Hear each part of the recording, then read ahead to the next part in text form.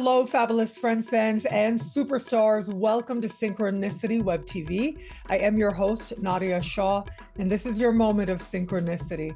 Well, I'm so excited to celebrate with you today, Toby Aldren. Now, Toby is somebody that you've seen on my channel before because he was a speaker at the Canadian Astrology Conference last year.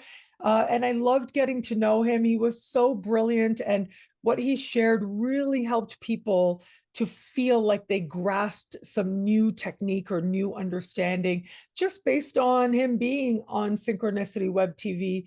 And so now we get Toby back here, but also it is Toby that is coming to Synchronicity University as part of the July 2024 speaker series.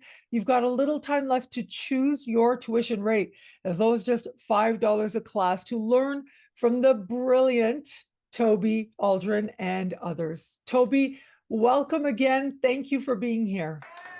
Thank you, Nadia. It's my pleasure. Really honored to be a part of this and very excited about this. I'm so excited to have you as well. I mean, I know every time I talk to you, I learn something, and that's always of interest to me. I do have a Sag moon. I can get really nerdy. And so I get to learn something new. And I know that with Synchronicity University, you're going to be teaching about house rulerships, which is like one technique. But can you help us to understand, like, those who might be beginners, to have a foundational understanding so that it becomes that much easier to grasp that concept of house rulerships by first getting the basics? Let's go over some of the basics. Right. And yeah, great idea. So when we first get into astrology, when we first start to learn about a chart, I think we have to sort of sort out the language. And learning that planets, we often say, provide a certain function that we're looking for. For example, we look to Mercury to understand how a person thinks or communicates. We look to Venus for understanding our relationship styles, things that bring us pleasure. We look to Saturn for what we need for putting boundaries on our life and how we approach authority or what we expect authority figures to be like. So we get all those things sorted out first of, what do the planets represent? And then we learn about the different signs. And a lot of people come to studying astrology already knowing a fair bit about signs, but just putting it in the right place, that the signs color or describe or provide modifiers, I like to say, for the planets. So when we look at a planet in a sign, we're thinking about the function of the planet. How will that play out in a particular sign? And then there's a layer of houses. Houses in the chart, we say, point to certain areas of life, and that planet then may predominantly play out in that area of life.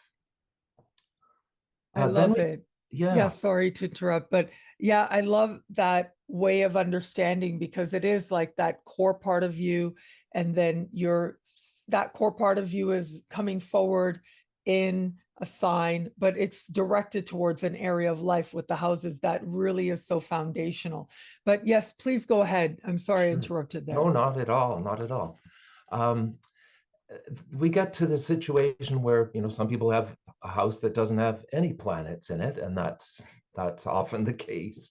So people are kind of stuck. Well, what do I do with this? Well, here's one initial step is looking at the sign that's on the cusp or the start of the house, and you can look to that to color the topics of the house. But beyond that, with empty houses or with houses that contain planets, we can then look to the ruler of that house, and I'll explain how to get there. But we can look to the ruler of the house for extra layers of information. So how do we get there? Let's, for example, say that a house has Gemini on the cusp. So we ask ourselves, what is the ruler of Gemini? And that is Mercury. Well, Mercury is going to be in the chart someplace in one of 12 signs and in one of 12 houses. So wherever Mercury is situated in the chart, that will be bringing some extra information. Uh, one of my favorite ways of describing this, I love ice cream, and I like describing this like we're blending flavors of ice cream. So the sign on the cusp of the house might be, let's go with chocolate, one of my favorites. But maybe the house ruler is positioned in a sign that we might associate with raspberry. So we create this sort of chocolate raspberry blend of things. Or maybe something different. Maybe the sign of the ruling planet is in a cheesecake kind of flavor. So that chocolatey cheesecake is very different than the chocolatey raspberry, but there's the chocolate component that's the same. So I do like to think of this like we're blending flavors to get some extra information. It's a wonderful way to put it. And I'm thinking, how it looks like in real life, right? Well, real life astrological practice is, to give an example, let's say your descendant is Aries, and the descendant is the beginning of the seventh house of partnership. And the ruling planet of Aries is Mars. So look at where Mars is in the chart. So just because no planets are in the seventh doesn't mean you're going to be like alone or not have a partner or important relationships and partnerships. But there ends up being a connection between that area of life partnership and wherever it is that Mars is in the chart. For example, if Mars is in the 11th house, it's when you go out and meet friends or when you're hanging out with other people that you end up meeting people that serve as the ability to become partners for you. So it becomes a really great way to empower yourself to understand, like, okay, yeah, how does this area of life find its fulfillment, right? How does it meet its needs? Because every house has its own needs. Yes, exactly. Exactly. And I like to think of it too, like wherever the ruler is, it's bringing the affairs of the house that it rules into the house where it is placed. So there's this overlap of topics from one house to another. Right. So yeah, that was a great example. Yeah, it's amazing to consider. So I love how you teach. I love that you know so much. How do you feel about, I don't know, what can we teach people here today? You went through the basics, which is amazing. Do you think that we could learn about, well, I already started with the ruler of the descendant, so we could continue with that. Just ideas like, what if the ruling planet of the descendant, regardless of what sign is on the descendant, Yeah, the ruling planet, if it were in the first or if it were in the second, and just give a couple of key words as we go sure. around the chart.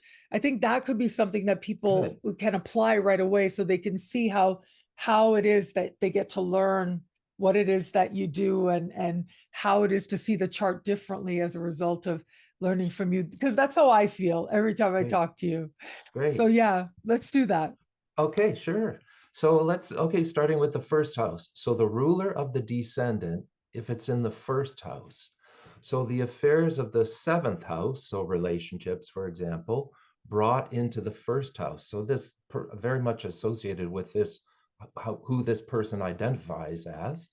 Um, we might even say that as other people get to know this person, they automatically get to know the person's partner, or there's something about the person's partner who really is important to this person in general.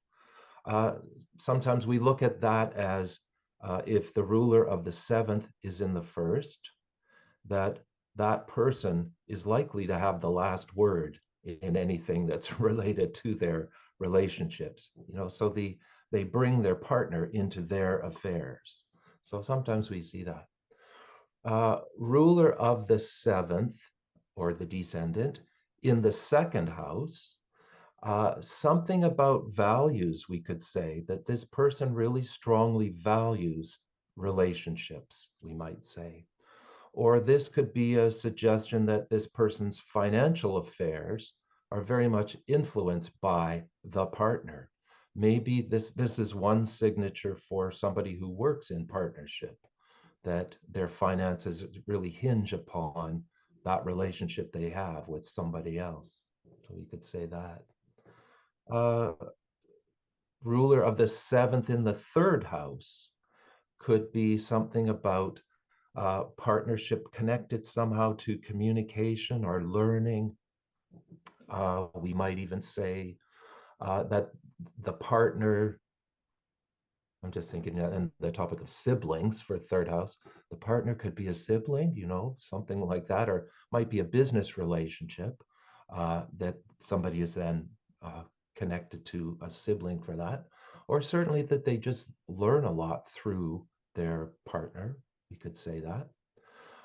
With the ruler of the seventh and the fourth, I like to ponder the idea of the uh, the partner is helping define the sense of home and family. You know how some people, when they get into a relationship, they tend to maybe favor one partner's family over the other.